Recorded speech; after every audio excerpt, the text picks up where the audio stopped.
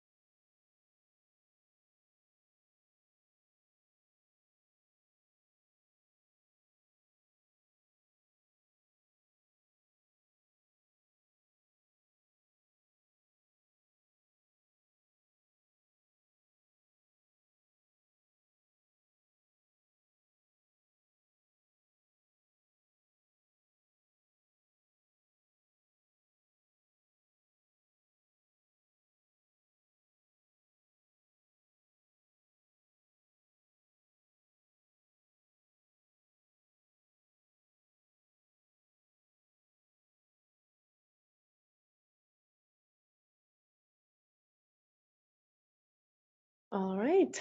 Hello, everyone again, and thank you for your patience. We can get started.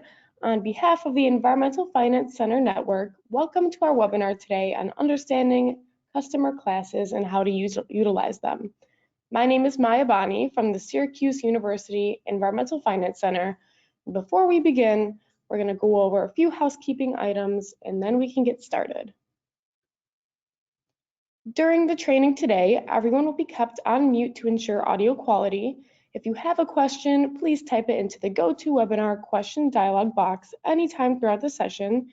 We will be saving your questions for a facilitated Q&A session at the end of the presentation. After the webinar, you'll receive a follow-up email that includes the link to the recording and any other information you may need. You can also download the slides from today in the Handouts tab in your GoToWebinar control panel. This session has not been submitted for pre-approval of continuing education credits, but eligible attendees will receive a certificate of attendance for their personal record. To receive a certificate for this session, you must attend for the entire session and register and attend individually using your real name and unique email address. Certificates will be sent via email within 30 days of the webinar date. If you have any questions or need assistance, please contact smallsystems@syr.edu. Now, just for a little bit about us before we start, the Environmental Finance Center Network provides training and technical assistance to small water and wastewater systems in all U.S. states and territories through our building technical, managerial, and finance capacity programs. If your community or utility needs assistance with drinking water or wastewater system management, please feel free to contact us through our request form, which I'll be sending shortly in the chat. And on that note, we can get started. I would like to introduce our presenter for today, Hope Thompson, a project director for the Environmental Finance Center at the University of North Carolina.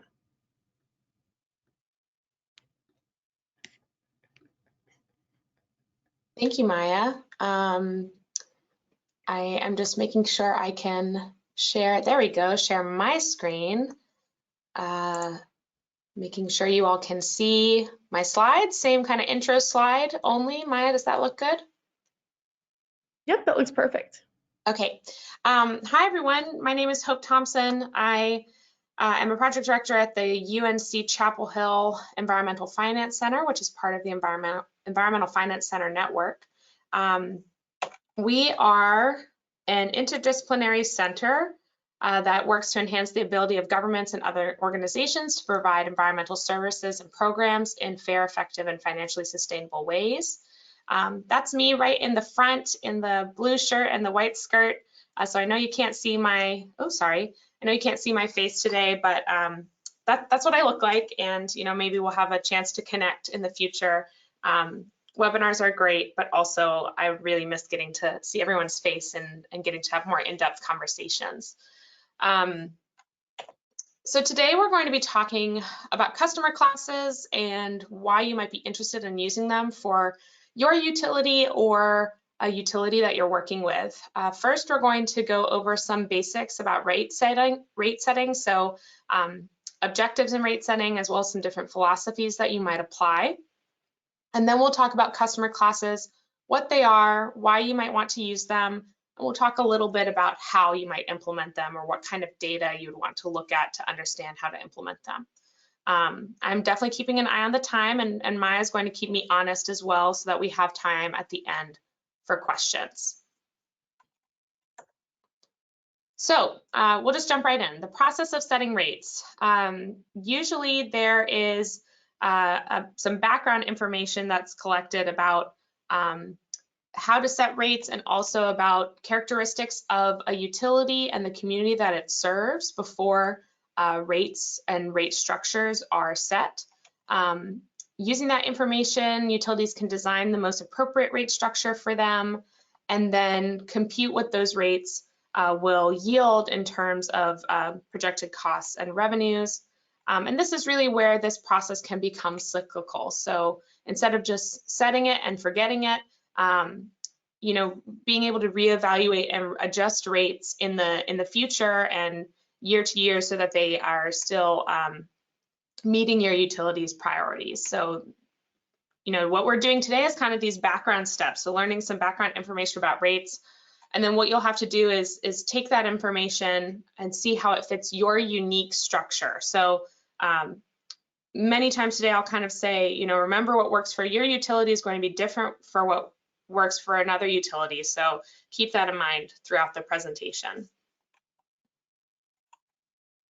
Okay, so first we'll go through some definitions about rates and rate structures. So rate structures are kind of this skeleton for how charges for utility services such as water and wastewater will be applied. So in this case, we can see that differential charges will be applied based on usage. And then the rates define exactly what those charges will be. And with these structures together and the rates, we can do the math where we can calculate someone's bill for utility services.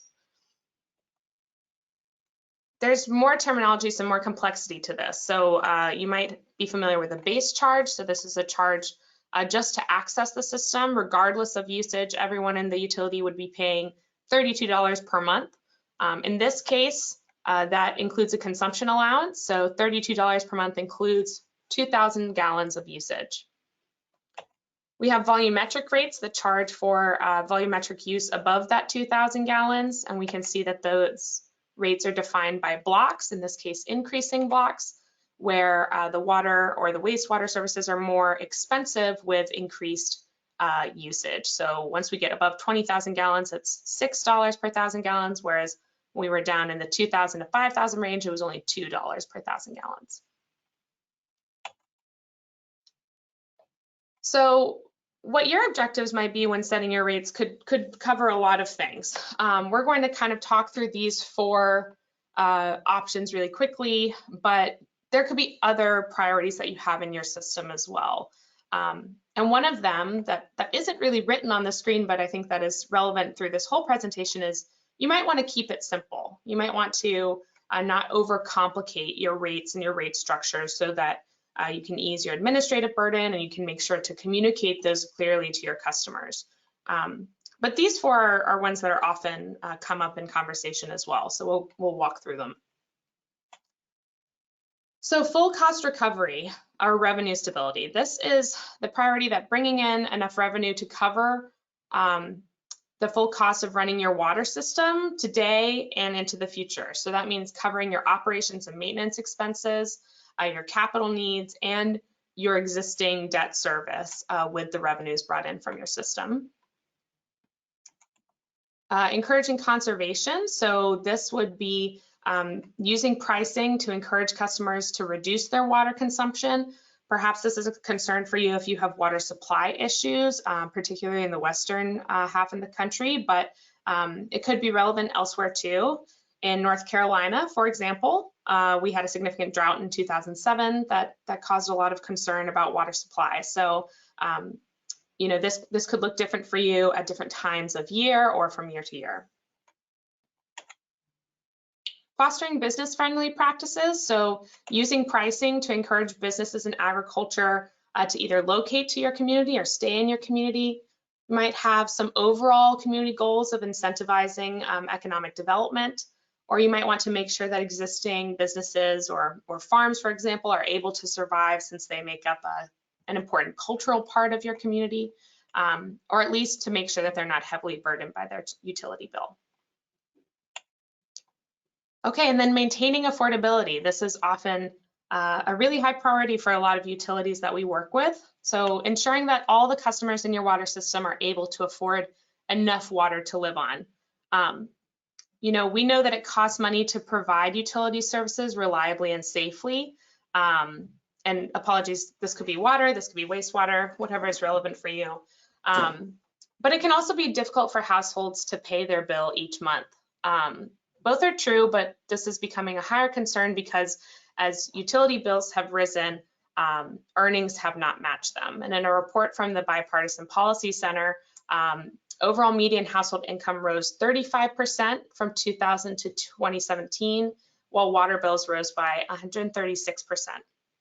So you may be looking to keep bills affordable for folks in your community so that they can receive water to live on, but also be paying their bills each month on time so that they're not becoming a financial risk and a large financial burden to your utility that you need to now strategize as to how to address. So full cost pricing, that first priority that I talked about, having your revenues cover the entire cost of running your system today and into the future. This is, you know, a priority that we strongly encourage utilities to maintain in their system and in their pricing structures so that they can have sustainable management today and into the future. This is sometimes easier said than done. There's a lot of different ways to get to the right dollar figure. If you know all of your expenses and how much revenue you need to bring in, it's not always as simple as just doing the math backwards. So you might look at paying, having your customers pay for access versus the volume of product received. You might look at having them pay fixed charges to cover fixed costs versus variable charges to cover variable costs. There's lots of different approaches to get there. And this can be really challenging even when you know the principles and you've done the background research, because there's often mismatches between your revenues and your expenses. And so revenues in particular, shown here on the left, they can change a lot with the amount of water used. This can change, have significant variation from year to year, from season to season, and just over time in general. Whereas expenses can really stay constant in that same time and have fewer variable costs. So this is why it's helpful to recall that cycle of rate setting and to remember that it's an iterative process to look at how your rates and fees and charges might be working well or may need improvement to better serve your system. So we often refer to rate setting as not a science necessarily, but as a painful art. There's lots of variations, lots of options, and competing priorities in this process. But hopefully with discussions and resources like these and others provided through the EFCN or other technical assistance providers, we can try to ease that pain a little bit. So a few key takeaways about setting rate structures, and then we'll get into customer classes, I promise. So there's many paths to the same revenue requirement. So don't try to not be intimidated by all of those different paths. It gives you flexibility in a sense. Let your rate setting objectives be your guide. So consider those priorities and which of them are meaningful to your utility and have that guide you in the process. Remember that no two utilities are the same, and you should compare yourself to others with caution. Everyone has their own customer class, their own debt service that they're dealing with, their own capital improvement needs. So their rates are serving a different purpose for them than your rates are for you. And make sure you meet your revenue requirement. So understand what that revenue requirement is and set that as your target. Now, I know I just told you not to compare to other utilities, but there are some tools out there that might be helpful just to understand what the landscape is looking like in terms of water and wastewater utility rates. So for example, the UNC EFC develops these dashboards. This is the North Carolina dashboard. I'm going to use a lot of North Carolina examples today. That is my home state and where we're located. So this dashboard is showing nearly all utility rates in North Carolina. You can see that there is a bill comparison dial. You know, it talks about affordability, and this can be really helpful to get a general idea of what other utilities are doing, and can serve as a benchmarking tool or a communication tool if you're talking to other stakeholders about why you might need to reassess your rates. We have dashboards available for other states as well, not just North Carolina, but we do not have them comprehensively across the United States. So check out our website if you think this would be helpful, or you can send me an email and I can let you know which dashboards we have for you to check out. Okay, so we're going to go back to these rates and this rate structure and just pretend for a moment that they belong to your utility. And what we're going to do is kind of look at how we could dial up or dial down the complexity of these rate structures. So you've decided that they're not working for you as they're currently set up, and you want to examine some alternate options. So for example, you could go super simple, just have a flat fee. So one charge, everyone pays it. Doesn't matter how much water they use, 32 bucks a month. That's pretty simple math too, right? How many customers you have, multiply it by 32, and that's your revenue. You could decide that that's too simple and maybe not covering the full cost of providing that service. And so you could introduce that consumption allowance again. So now $32 per month includes access to the system as well as 2,000 gallons of use.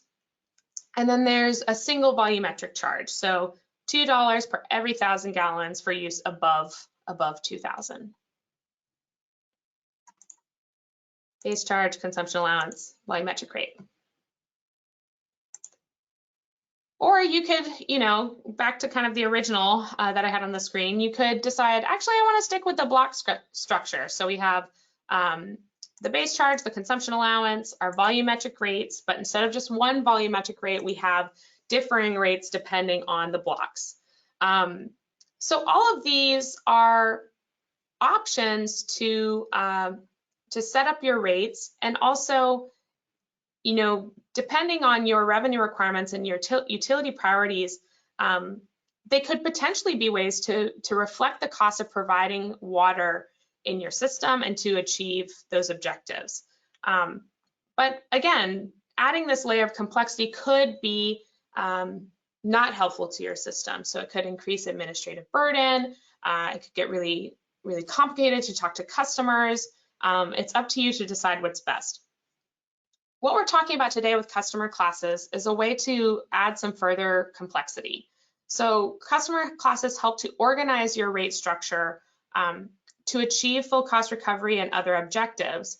But remember that it's up to you to decide how to best mix and match these strategies. So we'll go through an example just to see how customer classes could alter the character of your revenue streams. So we have an example right here with now a base of $20. The volumetric rate is $6 per 1,000 gallons, revenue requirement of 1.45 million per year, and we have just over 2,000 connections. So originally at this utility, everyone was being charged this rate. We just had, one rate structure for everybody. But to mix it up and make it a little more complex, to introduce customer classes, with achieving that same revenue goal, we can kind of back calculate what we would need from different kinds of customers, depending on how many connections there are in each class. In this case, we've introduced a residential class and a non-residential class. And you can see that they have different base charges and volumetric charges in each of these classes. So what does it mean to introduce these customer classes for your customers? Now remember, in this example, we're maintaining full cost recovery, so your revenues aren't changing. But perhaps there's some other priorities that you want to achieve through your rate structures. So for example, we can see that we had one class with a base charge of $20 and a volumetric charge of $6 per 1,000 gallons. We have these different bills: $32 at 2,000 gallons of consumption, $50 at 5,000 gallons of consumption, $92 at 12,000, and $140 at 20,000. But if we introduce these consumption classes and these differential rates for our customer classes, sorry, not consumption classes, we can see that those bills change. So for our residential customers, those bills decrease, and the numbers in light blue are indicating the percentage decrease at each of those consumption points. And for our non-residential customers, we can see that those bills increase, and those green numbers are showing the percentage increases. So essentially what this customer class strategy has done is shifted the revenue generation from residential to non-residential customers. And remember, again, you can mix and match. So you could have a flat fee within customer classes, a base rate with volumetric charges as shown here. You could also introduce blocks to decrease the bill for high users or to increase it and encourage conservation. So this is just a layer of complexity that we're putting in to the system, to the rate structure, to kind of distinguish these users from one another. So really importantly, the law regarding adoption of customer classes can vary from state to state. What I have here is the general authority behind user fees in North Carolina, again, a North Carolina example. And you can see highlighted in blue that rents, rates, fees, charges, and penalties can vary according to classes of service, and that different schedules specifically may be adopted for service provided outside corporate limits. So this is what gives North Carolina municipalities the leeway to charge and to charge for utility services and to establish customer classes. These rate classifications have to be based on factors such as purpose for the service or product received, the quantity or amount, different character of the service furnished, the time of its use, or other matters that present a substantial ground of distinction. And I am reading that, so this is official language that's out there to establish what customer classes can be adopted legally. So what you want to do is look at the state that you're in and look for this kind of language, these kinds of statutes or rules, to know what is legal in your state to adopt for your utility. Some options that might exist include residential, so where people are living, commercial, so businesses, industrial, that'd be manufacturing facilities. Outside of city limits is often a common customer class, so they are charged a separate rate have a different structure than inside of your municipal limits if you're a municipal utility. A wholesale rate, so you're selling water at a bulk to another entity that is then delivering that water to customers. Fire protection I'm going to talk about later. Irrigation, sometimes also noted as outside water use. This is often metered separately because it isn't included in sewer billing. And then different rate structures for water and for sewer, can kind of overlap with these other classes as well. So how common are our customer classes? I just pulled some data from those state dashboards that I mentioned. And what we're seeing is, at the x-axis, we have 4 different dashboards, and I put the state as well as the year that the data was collected, and then the number of utilities. So, ranging from 0 to, I think in North Carolina, we had just over 500. You can see that the total number of surveyed utilities does vary. That's shown in blue, and that includes a residential rate for sure. But we can see that commercial classes and irrigation classes really vary substantially from state to state. So in Georgia, they are using commercial classes in a lot of the utilities that were sampled for the survey. In Arizona, they don't use commercial classes at all, even though the numbers of utilities are somewhat similar, just over 400 to just under 500. In North Carolina, an irrigation rate is much more common. So this is just kind of interesting to see that how it doesn't necessarily depend on the size of the state or the region. Like, I wish I had a more comprehensive graph for you all, but this can really vary. And perhaps if you're interested in incorporating customer classes, you can find out where they're commonplace and kind of see how their use of them could work in your state.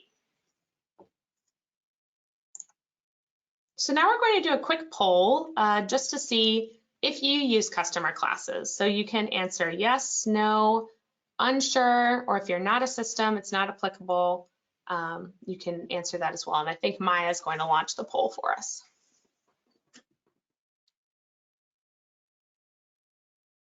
All right, for the first poll, the question is, do you use customer classes at your utility?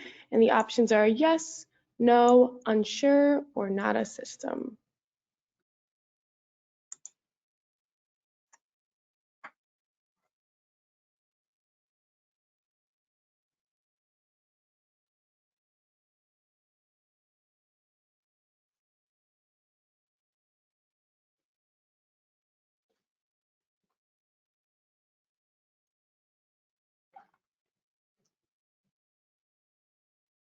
Do we have some responses coming in, Maya?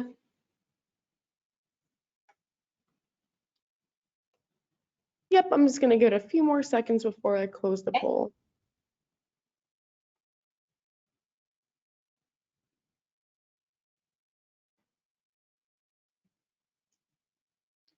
All right, the results were 45% said not a system, 30% said yes, 24% said no, and 2% said unsure. Okay, great, thank you. And I think I noticed in some of our registration that we had a lot of not a systems on here, but I'm hoping that this information is still helpful to you all. Maybe you can connect a system with some of this information. It might be helpful to them. But it sounds like we do have some folks who use customer classes in the room. So I'm eager to hear what kinds you have at your utility. So we're going to do another poll. What customer classes do you have? There's a few options, and if you are answering other, please write it into the question chat and Maya can read out some of the responses once we close the poll.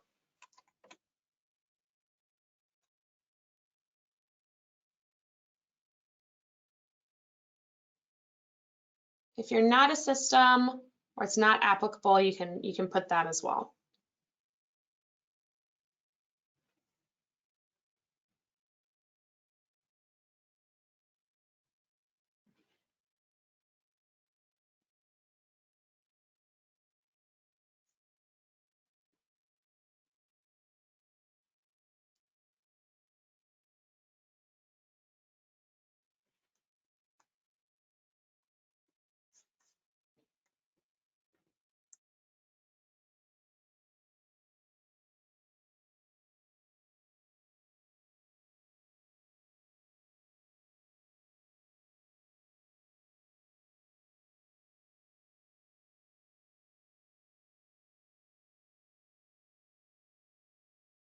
All right, closing the poll in 3, 2, and 1. 57% said not applicable, 43% said residential, 36% said commercial, 19% said industrial, and 13% said irrigation. Let's see, in the Awesome. questions, I'm seeing livestock class, Okay. and that is it. Okay. Well, that one's new to me. So maybe I can follow up with that person or do some additional research. You know, there are definitely some unique classes out there that people use. So thank you everyone for your participation. Now we're going to, and thank you Maya for helping us with the polls. Now we're going to talk about why you might want to have customer classes. So if you are a system without them, a system that has them but is kind of reassessing, or if you're not a system and you just want to, you know, understand this a bit more, you're going to work with a system in the future, you know, why is this even something we're considering? So, you know, going back to those priorities, making sure that you are recovering your costs fully. So being able to cover the cost of providing service to users, and that cost of service provision is not identical across all of the users of your system. So a pretty tangible example, I think, would be that industrial and commercial wastewater could be harder to treat than residential wastewater. So consider a processing plant where their flows are very high.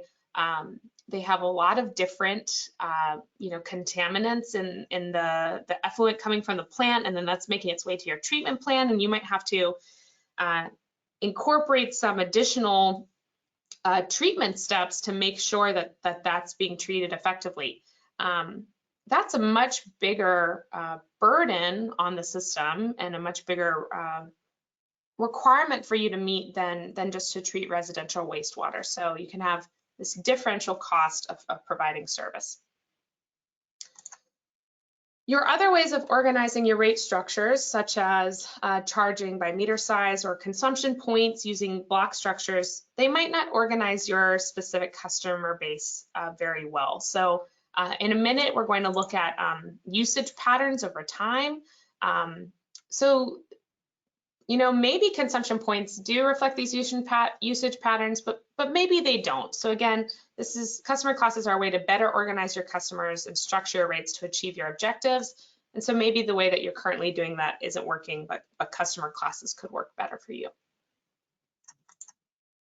And then one more time, you know, it could be a way to better accomplish your rate setting objectives. I won't say one more time. I think I say it a few more times, but using customer classes can make sure we're achieving full cost recovery while also investigating these other priorities that might be relevant to your utility. So along these same lines, I love this graphic. I just love the colors, and I think it's really, really well done. There's a lot of text on here, but it was created by some folks from the UNC EFC, and it highlights the fact that different users in your water system depend on the system in different ways. So we can see that there's seasonal irrigators versus folks who irrigate all the time, people who only live here half the year, high water users year round, people who never use very much water at all, and that these groups kind of overlap with each other in interesting ways. So this users are all depending on the system in a unique way, but your job is to provide safe water reliably to all of them. So understanding that usage is really important. The divisions on this figure are not meant to imply that these are customer classes you should use or that they're legal customer classes, but it just underscores that need to look a bit more curiously at how your customers are relying on your system and how they differ from one another. So if you are going to implement customer classes, there's some essential do's and don'ts.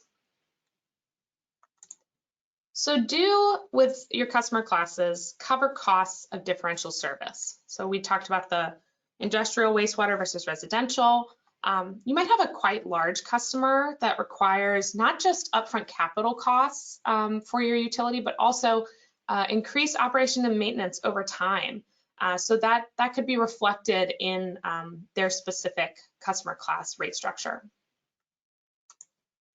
Make sure to also clearly define your policies. You know, you want things to be fair and defensible, and you want to be able to come back to them when you're reassessing your rates and your rate structure next year or the year after, and be able to say, oh, right, that's why we put these folks in their own class versus these folks.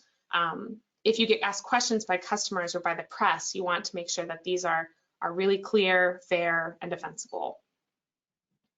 What you don't want to do with customer classes is charge different amounts to users within the same class.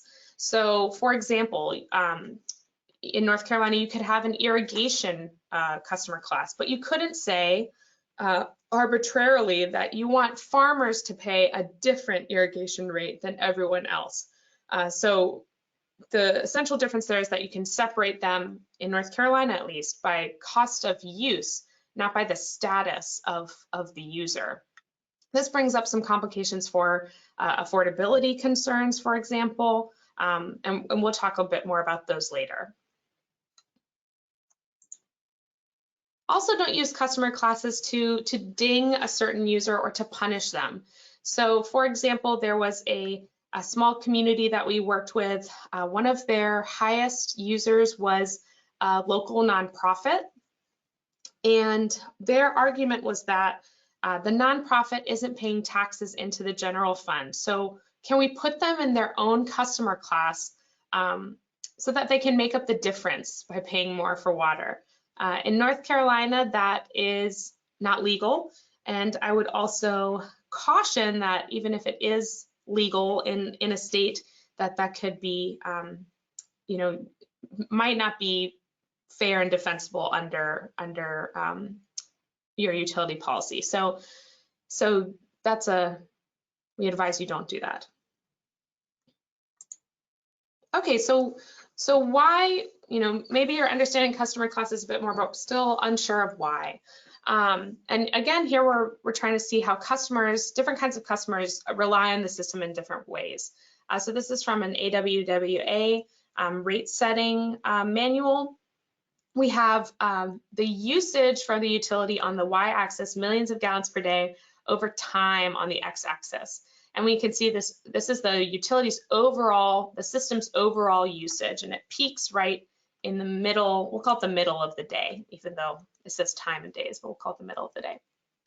So, you know, this is what you know your utility needs to be able to provide. As you would look at the total volume under this, that's the total volume per the day, and then we look at the maximum flow as well. But when we look at these different customers that are part of this utility, you can see that when they need the most support can really vary. So residential demand occurs at the same time as the system peak, whereas commercial demand precedes it and industrial demand lags that system peak. So there's, you know, this temporal difference in when these different types of customers need to be able to rely on the system to deliver the amount of water or wastewater services that they need.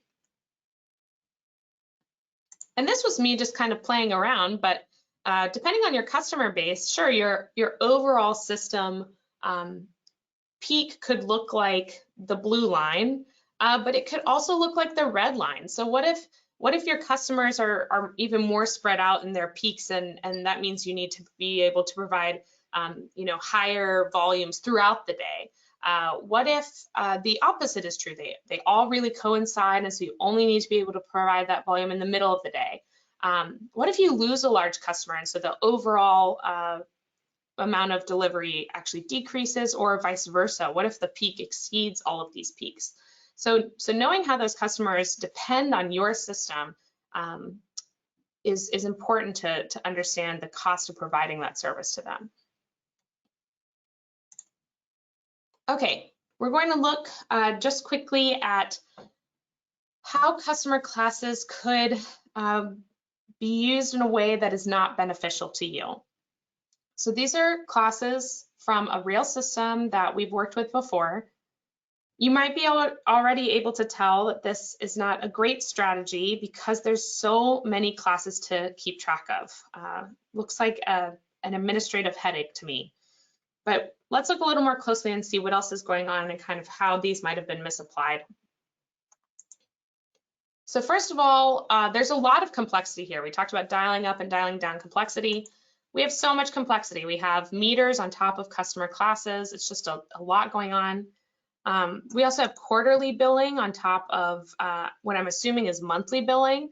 Why is that the case? What's the reasoning for sometimes folks being billed quarterly? And is it worth the legal headache or the administrative headache, sorry? Is it legal in your state? Are all of your classes legal? Speaking of legality, so in North Carolina, you cannot make senior citizens a separate class. That's not the case everywhere, but you know, this is sorting based on status of the user, not the usage itself. And there could be, you know, legitimate reasons for these types of classes, like bed and breakfast or institutional classes, but you would need to check that with your state's laws. When we look even closer at this data, we can see how small these customer classes are. Certainly some of them are large. There's some zeros, I'm guessing, to leave room for that type of customer, for that meter size to grow. But we have this string of really tiny customer classes, 2 customers, 2, 1 customer, 6 customers. You know, and is this really helping your customers? Is it helping your utility function and achieving your goals? That's something to consider. Okay, so how would you start to implement your customer classes and quantify the cost of providing them service? So this is done through something called a cost of service analysis. I'm not an engineer and we do not do cost of service studies, but I wanted to let you know about some of the data that you might want to start to investigate or calculate or make sure you can access to understand the cost of service provision. So these analyses examine customer usage patterns like we've been looking at and demands on the system. So they'll want to look at both total usage and peak rates of use. Usually they calculate something called a peaking factor.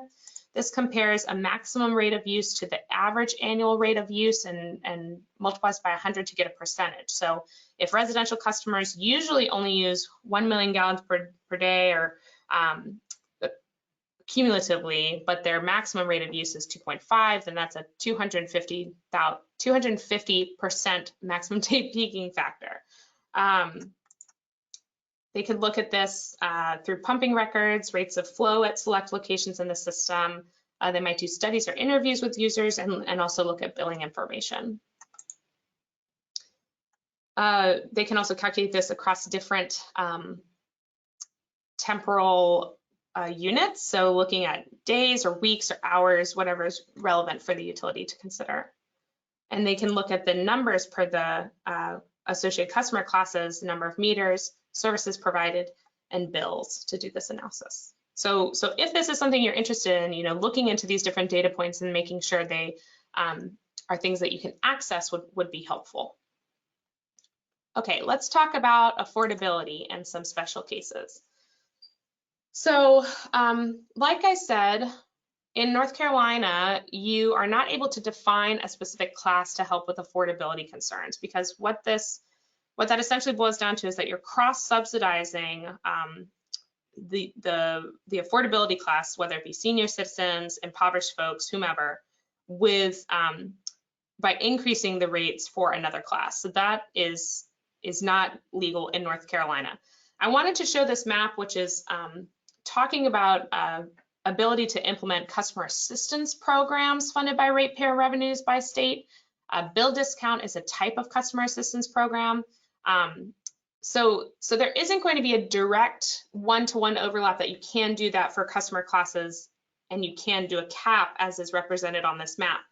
But if you're in a green state or a yellow state on this map, you know, it might be more likely that you can do that, or you know, your state might be more amenable to you doing that. Just have to look at your specific legislation. We're going to look at Washington, the only state that is dark green on this map, to see how they've allowed for this. So they have in Washington state specific provisions that allow for aid to low-income persons in connection with water and sewer services. This authorizes discounted rates specifically. They just have to explain how those costs are shifted to other ratepayers, and eligibility can be defined by the jurisdiction. So they can say, you know, certain ages, certain incomes, those with disabilities. It's up to the utility or the municipality to decide. You might be able to design classes in your state in a way that is legal, but still provides affordability benefits if this is interesting to you. So for example, in North Carolina, you can't change the class by the customer income levels, but you can change classes based on house attributes. So that could be things like square footage, number of bathrooms, impervious surfaces or equivalent residential units, that kind of thing. And I know we're getting up on time, so I have just a couple slides left to talk through some special cases that you will need to consider. And again, look up your state-specific language to know how to navigate. So a somewhat tricky one is short-term rentals. Which customer class do they fall into? They are a residence often, a house, an apartment, a condo that's functioning as a business. It's bringing in you know, revenue to the operator of the Airbnb. Airbnbs and other short-term rentals have changes in peak flows and differential usage. So, you know, weekends or certain seasons are going to look different than someone who's a full-time resident in that community. This is really new for a lot of communities in a lot of states, so you need to check what's happening in your state. New Hampshire case law recognized Airbnbs as transient occupancies like hotels, so that would, you know, potentially put them in a commercial class. But Texas ruled short-term rentals as dwellings, so it would be potentially harder to separate them out from a residential class. So again, look into what's happening in your state to see what might be applicable to you. Multifamily housing can also be a bit challenging because it's not just one residence. Oh, apologies. It's not just one residence, it is multiple together, and so this can change its peak flow. In North Carolina, this is a bit complicated. So should multifamily housing units like apartments or condo buildings be considered commercial? Should minimum fees be applied just one to the unit as a whole, or should everyone have to pay a minimum?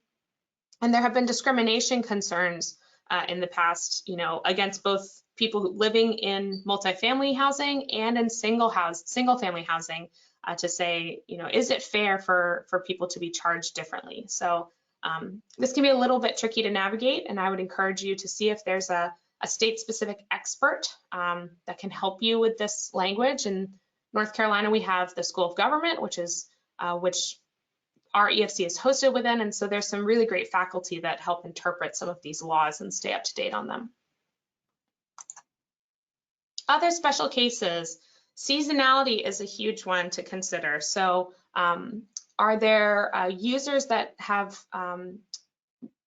users or types of use that have seasonal changes in when they need the water and their peak demand?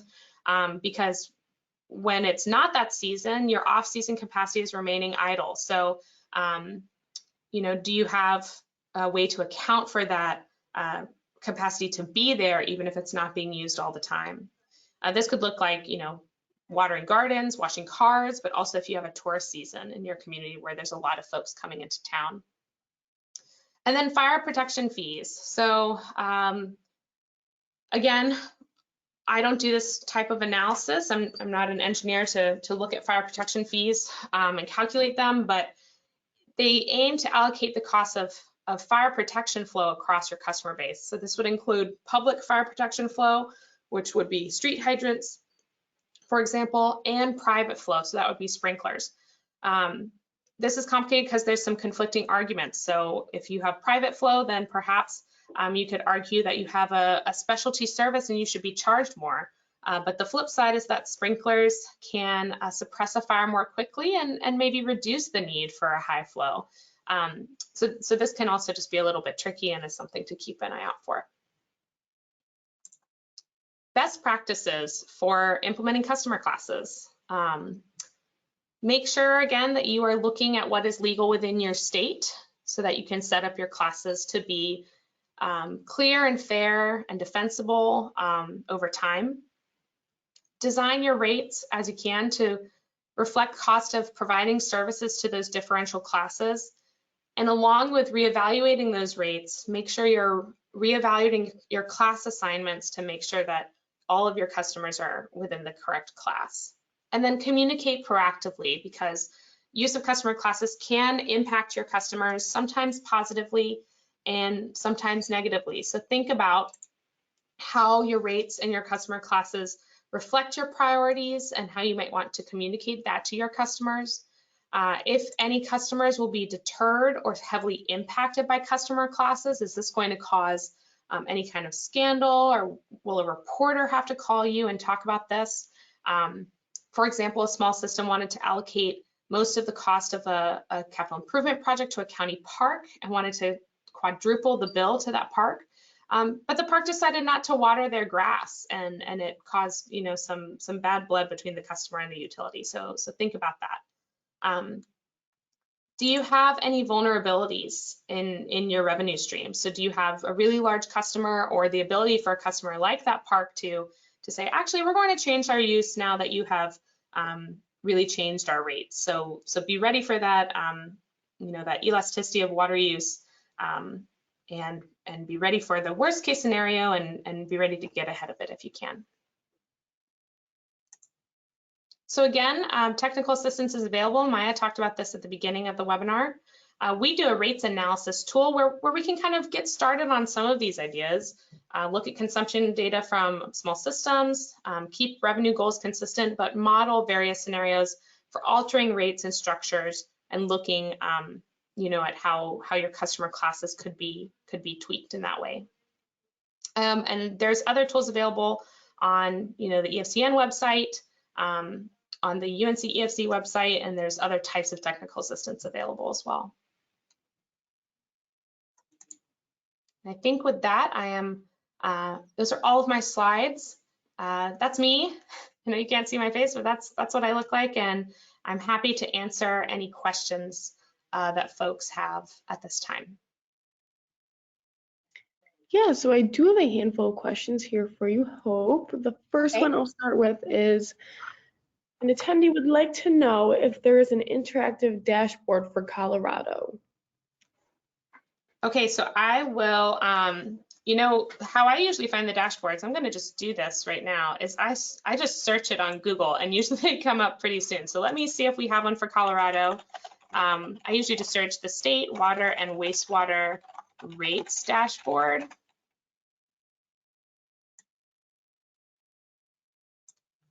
Oh, and it looks like the EFC network also has a map showing the dashboards created by the EFCN. And I do see one for Colorado. So I'm going to put this in, I think I can send stuff to the chat, but I'll send it to Maya, and then she can put it in the chat perhaps. So it looks like there is one for Colorado.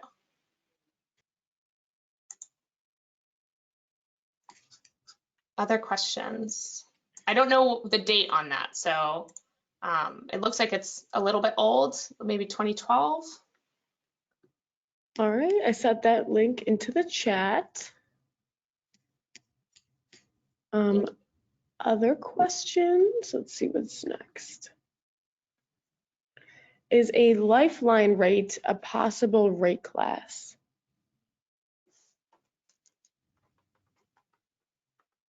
You know, that is a great question. I should have done my usual disclaimer. I am not familiar with all of the rate classes that are out there, and you know, with 50 states and 50 different sets of policies, I'm unsure if that's something that is possible in your state. But if you send me an email and give me a bit more detail, then that's something I can definitely look into for you. All right, thank you. And then let's see what is next. All right, so this one asks, would you be able to have different charges for a customer's location. Say they are located in a service area that is close to maxed out, so that only those customers pay for the upgrades in that service area. Okay, so like you have a capacity issue, for example, in a certain area. Again, I'm going to say that it might depend by state what can happen in your area. I know that you know, in North Carolina, we're able to charge differentially based on if you're inside or outside of a service area or a municipal boundary. I think if there's other legitimate ways for you to, you know, emphasize the usage or the burden on the system, you know, maybe it's substantially more expensive to make those upgrades within the service area because it's so dense, or vice versa. I'm not sure what the example that the question asker is thinking of, but you know, if you can prove that and defend it, then I think that may be a legitimate customer class depending on your state law. All right, thank you, Hope. And then another question I have, I know you just responded and said that rate classes change depending where you are, but there's a question. In our community, renters are required to arrange water or wastewater service with the utility. Is a rental or apartment a possible rate class, if you are able to answer that? Right, so again, with the disclaimer, it depends on your state. I kind of glossed over this on the multifamily housing slide because it is, it can be complicated. Who's on the hook for those kinds of situations with renters or with apartments? In North Carolina, there were several kind of conflicting court cases about this, about what was fair, what was defensible, and it kind of ended up to where there's lots of different options, and it kind of depends on the municipality. So depending on where you are, perhaps, but it really depends on what your state has allowed. All right, at the moment, there are no further questions. Hope, if you have anything else to add, please do. But if you don't, I just want to thank you, Hope, so much for sharing your expertise with us today. And thank you all for being here. Following this webinar, you will all receive a follow-up email with the slides from today, along with the link to the recording. We also ask that you complete the webinar evaluation following the webinar, so you can let us know your thoughts on today's session, as this helps us plan future webinars on topics important to you. Thank you again, and we hope to see you at future EFCN events. And if there are additional questions, please send them in, and we'll be happy to answer them for you after the webinar is over.